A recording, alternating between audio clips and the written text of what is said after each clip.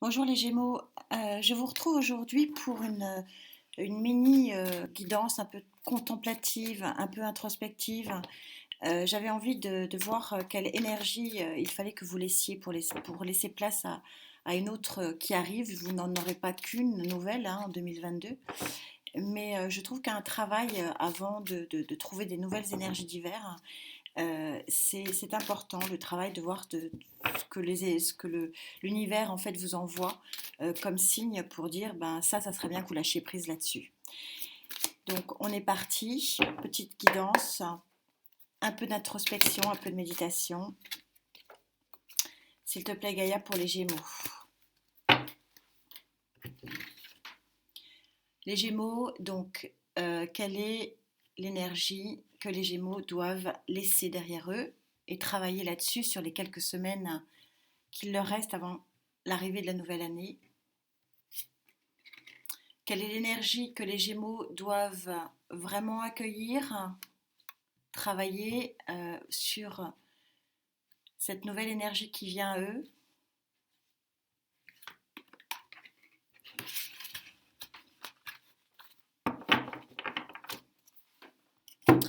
Alors Gaïa vous demande de lâcher prise par rapport au 6 de coupe, le 6 d'eau, pardon. Donc le 6, vous savez que c'est l'année de 2022, en numérologie, c'est une année en 6. C'est-à-dire c'est une année qui est très ancrée sur le succès. Et ça tombe bien parce que le 6 en tarologie, c'est le succès. Alors vous allez me dire, ouais, ça c'est pas très synchro parce qu'en fait, Gaïa, vous êtes en train de nous demander de laisser une énergie qui va être là pour 2022. Bah oui, justement, c'est une année qui va être très porteuse sur les succès amoureux en particulier et affectifs.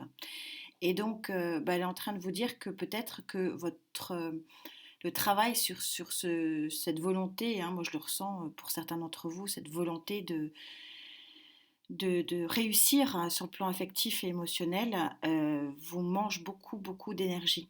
Et même si c'est une carte vraiment positive et de victoire, on vous demande de peut-être pas être aussi obsessionnel là-dessus et peut-être de laisser les choses venir d'elles-mêmes. Ce qu'on vous demande, et voilà, c'est très logique tout ça, Gaïa est toujours très très logique, on vous demande d'avoir une attitude de roi de terre. Quelle est, et d'accueillir en fait cette énergie de roi de terre qui va visiblement vous aider. Quand on est vraiment dans l'obsession de l'énergie sentimentale et affective, c'est vrai qu'on n'est pas forcément très, très terre à terre, on n'est pas assez pragmatique. Et en fait, vous allez accueillir une nouvelle énergie en 2002 qui va vous demander justement d'être pragmatique. Peut-être que vous allez être palper la réussite émotionnelle que vous avez tant recherchée. En tout cas, il y a une énergie très pratique, pratico-pratique, très réelle, très cartésienne finalement qui arrive à vous. Le roi de terre, il est arrivé là où il est et il est satisfait d'être là où il est.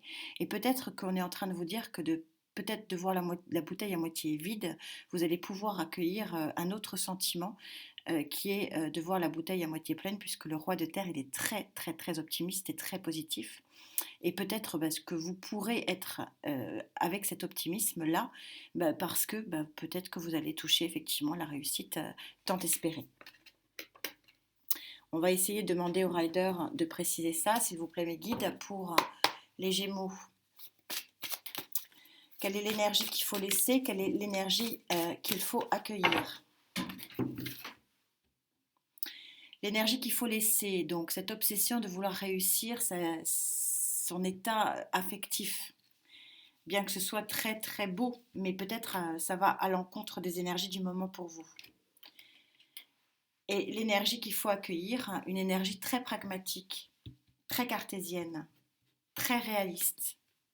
Donc pas du tout dans les étoiles. Et effectivement, la tête dans les étoiles. Et effectivement, on est sur deux cartes ici qui s'opposent un petit peu. Donc il faut laisser la place à la nouvelle énergie. Oui, c'est exactement ce que je ressentais, ce que m'a fait ressentir Gaïa quand je vous l'ai expliqué. Vous savez, pour ceux qui aiment le tarot, que le 7 de Pentacle, la carte qui dit que vous avez œuvré, que vous travaillez beaucoup, beaucoup, beaucoup, beaucoup, et peut-être justement, peut-être trop de travail à œuvrer pour un équilibre affectif, bien que ce soit peut-être effectivement un des sentiments les plus nobles hein, de la vie, hein, que de travailler pour son équilibre émotionnel et affectif. Mais là, on est en train de vous dire que peut-être que trop, c'est trop. Voilà, et ça se confirme bien sur ces deux cartes-là. Et à un roi de terre, donc roi de pentacle, vient s'ajouter la très très jolie carte du 10 de pentacle. Le 10 de pentacle, c'est vraiment l'équilibre et l'harmonie totale. C'est vraiment être arrivé à un aboutissement d'un travail acharné, donc ça correspond bien ici au 7 de Pentacle, et d'avoir vraiment œuvré fortement, consciencieusement pour vraiment être bien là où on doit être. Et donc on est par là arrivé à une satisfaction que représente le roi de Pentacle qui est vraiment dans l'allégorie finalement et vraiment qui est en liesse parce qu'il est content d'être là et d'où son optimisme légendaire. On va rajouter une ligne pour essayer de préciser ça. S'il vous plaît mes guides, pour les Gémeaux. Est-ce qu'on peut préciser donc cette énergie qu'il faut laisser, énergie du trop anxiogène liée à l'équilibre de l'affect et des émotions. Et l'énergie vraiment importante de l'équilibre total, matériel et financier, palpable, qu'il faut accueillir. Donc arrêtez de se prendre la tête peut-être, me dit-on. Pour des choses qui finalement vous paraissent importantes mais qui ne le sont finalement pas autant que vous pensez. Oui, 3 de coupe. Le 3 de coupe, c'est la célébration.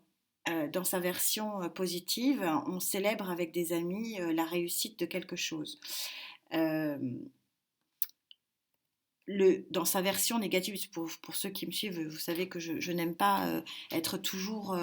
Enfin, une carte a toujours son pendant positif et négatif. Le 3 de coupe, c'est aussi trop de puissance sociale et trop de réunions sociales et peut-être pas assez de fond. Je m'explique. À sortir beaucoup, à voir beaucoup de monde, on en oublie peut-être les essentiels et peut-être à chercher des choses qui ne sont pas des éléments qui construisent une vie émotionnelle. Et on vous dit que ça suffit finalement d'œuvrer et de beaucoup vous entourer et beaucoup de célébrer parce que finalement ça ne concrétise pas les choses réellement pour une vraie stabilité émotionnelle et affective. En énergie qu'il faut accueillir, l'énergie de la victoire du 6 de Pentacle. 6 de Pentacle, associé au 10, on a une référence avec le passé. Alors peut-être on est sur le 6 de la réussite, bien sûr, ça ne laisse pas de doute. Mais le 6 de Pentacle, il a cette particularité de refaire référence au passé, voire même à l'enfance. Donc peut-être qu'il y a une situation de l'enfance ici qui va ressurgir, ou une situation passée qui va ressurgir et qui va, ou une personne du passé qui va ressurgir et qui va vous amener vraiment positivisme et équilibre. C'est un joli tirage. Centré pour vous aussi visiblement sur l'affect, mais comme je vous l'ai dit, l'année 2022 est une année 6 et une année très tournée vers l'amour et la famille. Donc on va voir effectivement au niveau affectif sur le Love Tarot s'il confirme ça. Donc sur ce lâcher prise ici, face à un travail émotionnel peut-être un peu trop lourd, un peu trop fort, un peu trop volontaire, et sur cette énergie qui arrive, qui est une très jolie énergie de stabilité déjà, parce qu'on a quand même 2 cartes de stabilité très fortes, ici et ici, et de victoire aussi, on a quand même que du pentacle ici, donc peut-être que vous allez toucher aussi à une stabilité matérielle et financière. Et familial, ça c'est sûr, puisqu'on a le 10 de Pentacle.